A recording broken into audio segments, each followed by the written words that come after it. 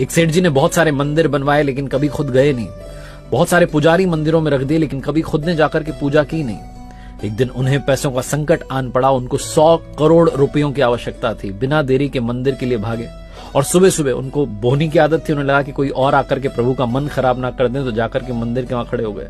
लेकिन जाकर देखते हैं कि एक भिखारी उनसे पहले आकर के खड़ा हुआ है और भिखारी आकर के कह रहा है कि प्रभु 100 रुपयों का इंतजाम करवा देना, मेरी पत्नी बीमार है, कुछ दवा का प्रबंध हो जाता तो पत्नी ठीक हो जाती। सेठ जी का दिमाग खराब हो गया कि आकर के ईश्वर का मन खराब कर रहा है सुबह सुबह 100 रुपयों के लिए। बिना देरी के जेब से निकाल करके 100 रुपए भिखारी को दिए और कहा चलो निकलो। भिखारी ने भगवान को प्रणाम करके कहा क्या बात है, आपने तो पहली बार में ही प्रार्थना स्वीकार ली। और अब सेठ जी का नंबर आया। सेठ जी कहने लगे भगवान 100 करोड़ रुपए का इंतजाम करवा दो, 100 करोड़ रुपए का इंतजाम करवा दो।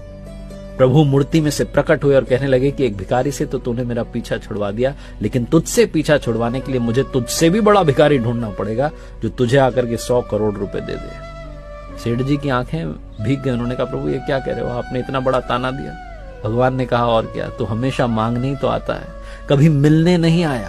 अगर मिलने आया होता तो संकट तुझ पर कभी आया ही ना होता। कहानी का सार बस ये कहता है कि मांगना बंद कीजिए, अपने आप को समर्पित कीजिए और कहिए प्रभु आप कृपा बरसाइए, सब आपके हवाले।